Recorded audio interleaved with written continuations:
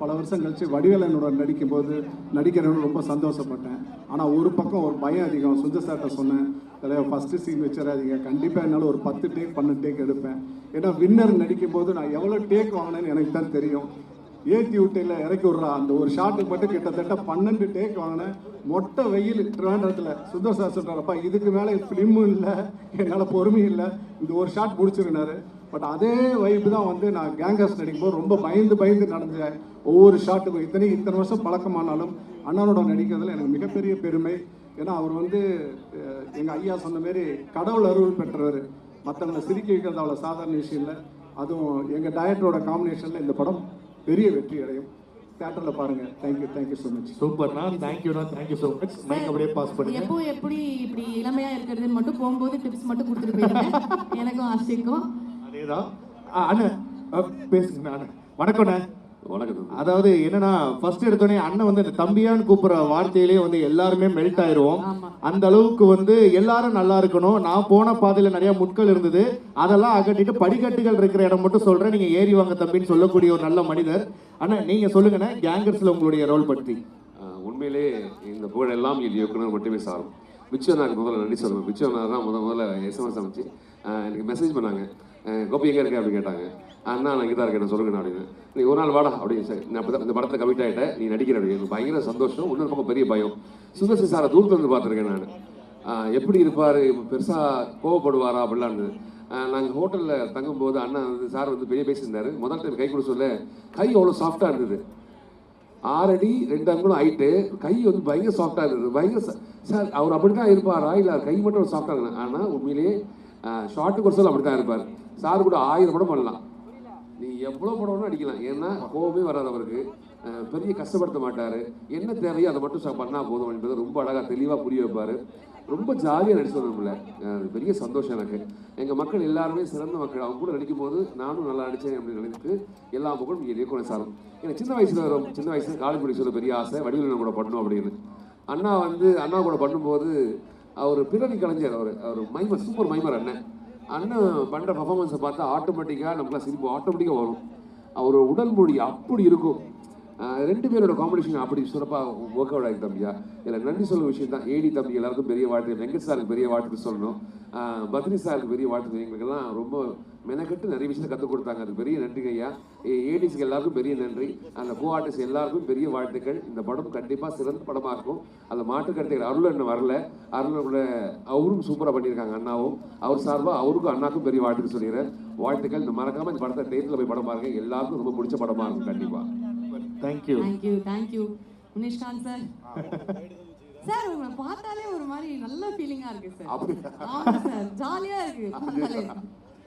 எனக்கு பரபரப்பா இருக்கு. இல்ல அண்ணன் உண்மையிலே வந்து உங்களை பார்க்கும்போது, சில பேரை பார்க்கும்போது ஒரு பயங்கர ஒரு ஹாப்பியா இருக்கும். நல்ல வெள்ளந்தியான மனுஷன் இவர் அப்படின்னு வாங்கல. அதுக்கு வந்து ஒரு முழு உதாரணமே நீங்க தானே. அந்த அளவுக்கு வெள்ளந்தியான மனிதர், நல்ல ஒரு நகைச்சுவை உணர்வுள்ள ஒரு கலைஞர், நல்ல ஒரு பெர்ஃபார்மர். ஆனா உங்களுக்கு கேங்கர்ஸ்ல அது மட்டும் இல்லாம இப்போ நீங்கள் ஒரு நடிகனா இருந்திருக்கீங்க போது, நான் சுந்தர் சி சாரோட படம் பண்ணணும், ஒரு காமெடி நடந்தால் அவங்களோட படம் பண்ணோம்னா நம்மளோட லைஃப் வந்து அப்பா ஓரளவு செட்டில்ப்பா அப்படின்ற ஒரு மைண்ட் இருக்கும். அந்த மாதிரி உங்களுக்கும் சுந்தர் சி சாருக்கும் இருக்கக்கூடிய பந்தம், நீங்கள் இந்த கேங்கர்ஸில் இணைஞ்சது ஃபர்ஸ்ட் டைம் சாரை மீட் பண்ணது வார்த்தைகள். நான் அந்த கலகலப்பு 2ல் சாரை மீட் பண்ணேன். நான் அப்பயே வந்து ஒரு ஆர்டிஸ்ட் ஒரு டைரக்டர் இல்லாமல் நல்லா விசாரிப்பார், எல்லா இதுவும் கேட்பார். என்ன பண்ணிட்டு இருக்கீங்க, சம்பாதிச்ச காசுலாம் சேமிச்சு, இந்த அளவு உள்ளே போய் ஒரு கிட்டத்தட்ட அண்ணன் தம்பி மாதிரி அந்த மாதிரி ஒரு இது. அப்புறம் கலகலப்பு 2க்கு பிறகு சார் கூப்பிடவே இல்லை. நானும் அவங்களுக்கு தெரிஞ்சவங்க போகிறவங்க வர வேண்டியலாம் நேரடியாக சார்ட்டே கேட்டேன், சார் நீங்கள் முடிச்சு கொஞ்சம் பொறுங்க அப்படின்ட்டு. அடுத்து பார்த்தீங்கன்னா கேங்கர்ஸில் வடிவேலனோட நான் 2வது படம் நாய் சார் ரிட்டனுக்கு பிறகு வடிவேலனோட நடித்தது.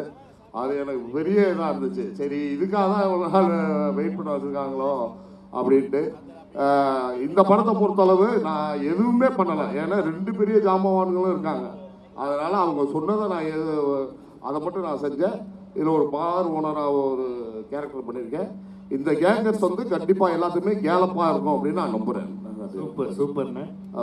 நடித்த சக நடிகர்களுக்கும் நன்றி, எல்லா ப்ரொடக்ஷனுக்கும் நன்றி, தயாரிப்பாளர் எல்லாருக்கும் நன்றி. Thank you sir.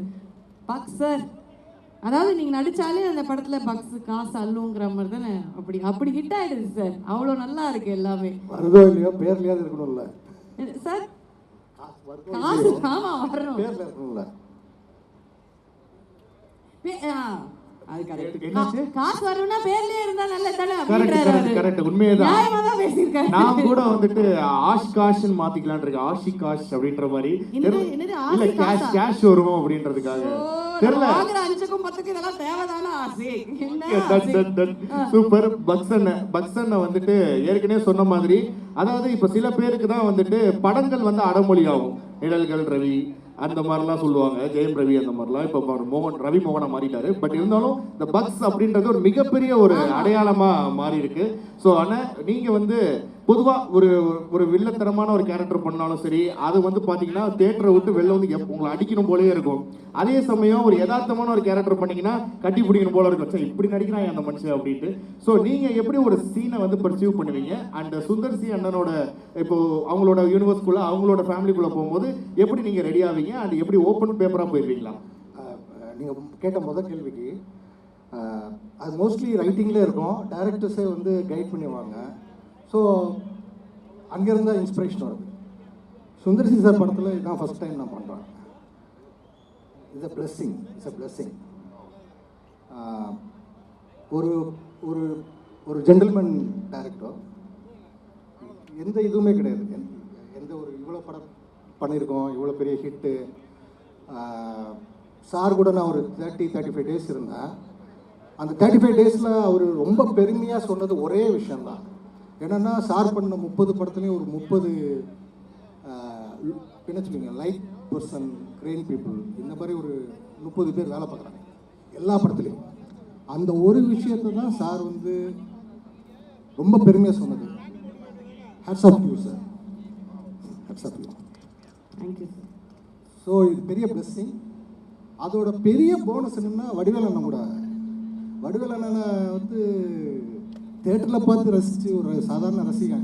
என்னைக்காவது அவர் கூட நின்று ஒரு ஃபோட்டோ எடுத்துடணும்னு ஆசைப்பட்டிருக்கேன். பட் அவர் கூட ஒரே ஃப்ரேமில் இருப்பேன்னு ரொம்ப நன்றிண்ணே.